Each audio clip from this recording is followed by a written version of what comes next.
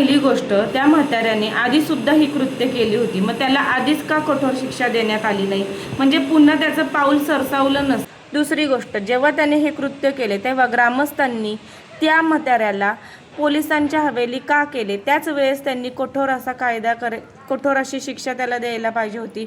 औरंगाची शिक्षा दिली तर आपल्याला सरकारकडे विनवणी करण्याची गरज लागली नसती की न्याय द्या न्याय द्या म्हणून.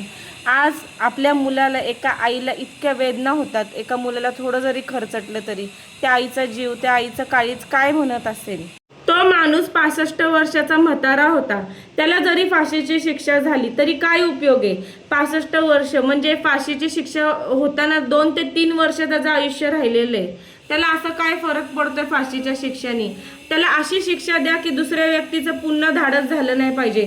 त्यांनी जेव्हा पहिल्यांदा ही कृत्य केली होती त्याच वेळेस त्याला कठोर शिक्षा झाली असती तर त्यांनी हे पुन्हा धाडस केलंच नसतं, मुळीच केलं नसतं. आपली मुलं खेळायला कुठे जात आहेत, खाली कुठे गेलेली आहेत, आजूबाजूला ते कुठे खेळतात ह्याच्यावर पण लक्ष द्या.